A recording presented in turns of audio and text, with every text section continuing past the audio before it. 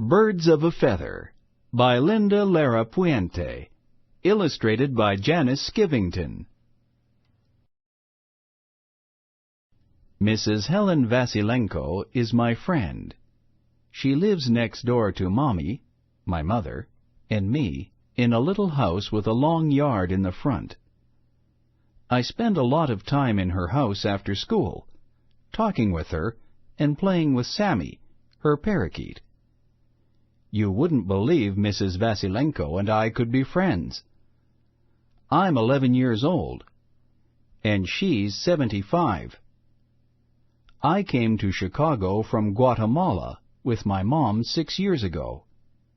Helen came 50 years ago from Ukraine, a country near Russia. Even though we are very different, we always have a lot to talk about. It wasn't always this way. The first time Mommy and I met Mrs. Vasilenko, I didn't like her very much. I was afraid of her. Now that I know her, I know she was afraid of us, too. We met her the day we moved into our new apartment. It was a hot August evening, and Mommy and I were in the alley unloading the last things from the trunk of the car.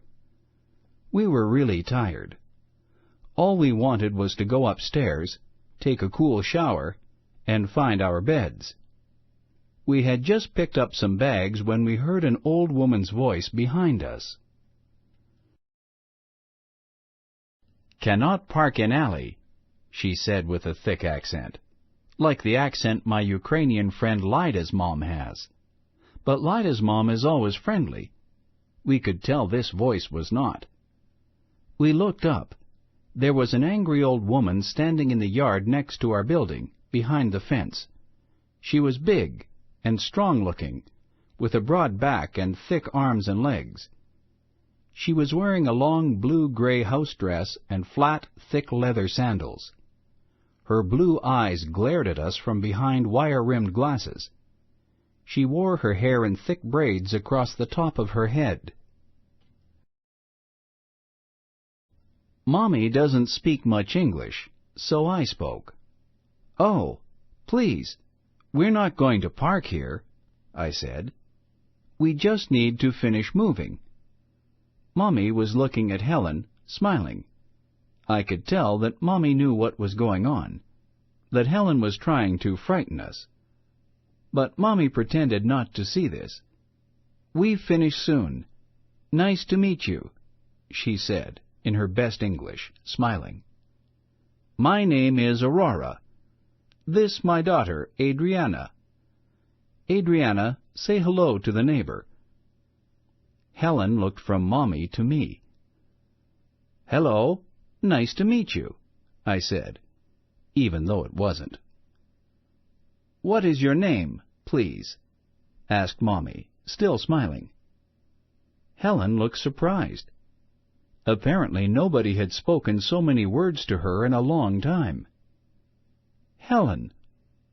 "Oh, very nice. Very nice to meet you, Helen," said Mommy. "We finish soon. Don't worry." It took us a few more trips to finish our work. Helen watched us until we moved the car.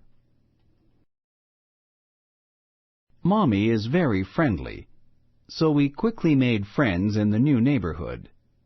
But actually, Mommy is more than just friendly. She's got a spark in her, a love of life. She cleans offices here, even though she was a nurse back in Guatemala. After my father died, she tried to stay there, but she couldn't make enough for us to live, so we came to Chicago when I was just starting school. When we told people in the neighborhood where we lived, they always talked about Helen. It seemed as if everybody had some kind of incident with her. "She's strange," said Mrs. O'Reilly, who lived in the building on the other side of us. "She never says hello. When she does say something, it's usually to tell you that you're doing something wrong. Who needs it?" When I heard this, I felt a little better. At first I had thought that Helen didn't like us. but now I knew she didn't like anybody. We did not see Helen frequently after that first meeting. We always said hello, and sometimes Helen answered. Sometimes I felt that she was curious about us, because Mommy is always so nice. One day in November, she came out to watch us put up a bird feeder on our porch. I thought that she was going to tell us we couldn't do that. But she just kept looking at us to see what we were doing. She watched us pour the bird seed in and hang the feeder. Then she went back into her house. We bought the feeder because I was studying birds in school. Mr. Taylor, my teacher, had told us about a wonderful bird that lived in some areas of Chicago. He showed us pictures that reminded me of the colorful birds my grandmother had in Guatemala. The bird in the picture looked as if it belonged with those birds.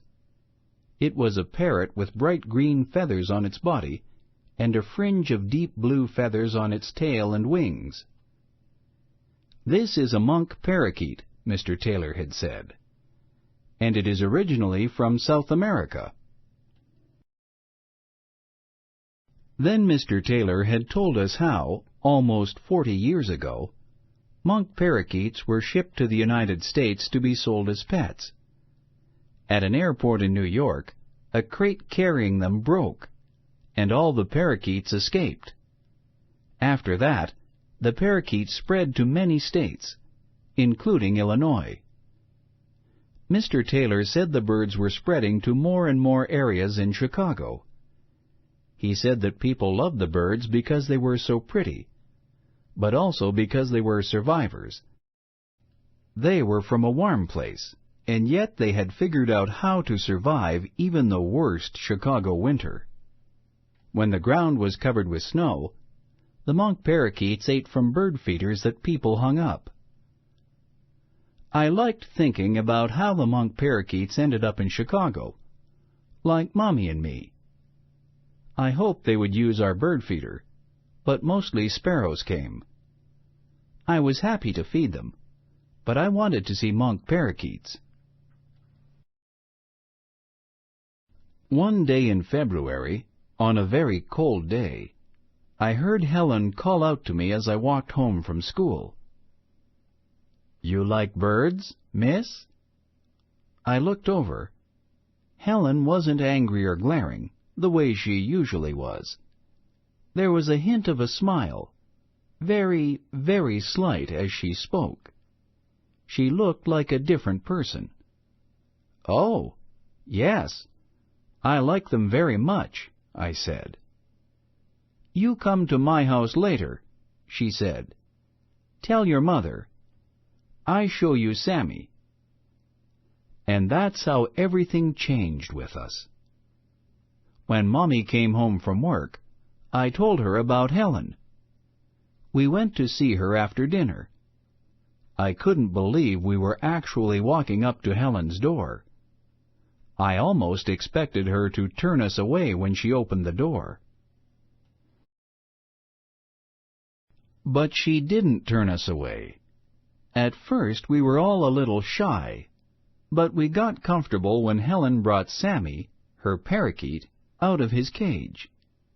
"Say hello, Sammy," said Helen, holding Sammy close to her face. "Hello, hello," said Sammy, cocking his head. "Sammy want a kiss?" asked Helen. "Sammy want a kiss," said Sammy, and brought his beak close to Helen's lips while she gave him a kiss. I loved watching Sammy with Helen. He talked just like her, and walked all over her back and even on her braids. He was just an ordinary parakeet, but he was as wonderful to me as the monk parakeets I had been wanting to see. After playing with Sammy, Helen asked if we wanted a snack. She brought out juice and Ukrainian sweets, and we talked for a long time. I told her about school, and Mommy talked about her job. I cleaned offices too, said Helen, many years ago. She told us she had retired 10 years ago, and that her husband and son, her only family here, had been killed in a car accident many years before that. That was very hard, she said, shaking her head. Mommy and I looked at each other. After Pappy died, we had had each other, but Helen had been left alone. I began to understand why she might be angry and afraid. After that, we became good neighbors. We started to visit Helen more, and she came to our place. When people in the neighborhood saw this, they started to talk to her, and now she is friends with them too. Sometimes, in the summer, Helen comes for a cool glass of lemonade. We sit in the kitchen with the window open and watch the birds come to the feeder. I've told Helen about the monk parakeets. None of them have come yet, but I keep hoping. Bird sayings. The English language has many sayings about birds. Birds of a feather flock together. People who are similar like to be together. A bird in the hand is worth 2 in the bush. One thing that you are sure you can have is better than 2 or more things that you're not sure you can have. Eat like a bird. Eat very little. Do you know other sayings about birds? Say them in English or another language and explain what they mean. Talk about it. 1. How would you describe Mrs. Helen Vasilenko? 2. Why do you think Helen decided to make friends with Adriana and her mom? Write about it. 3. Use a Venn diagram to compare Helen and Mommy. Make your diagram on a separate sheet of paper. Extend language. Adriana calls her mother Mommy, which is pronounced like the English word mommy. Which of the following words is the most formal? Mother, mommy, or mom?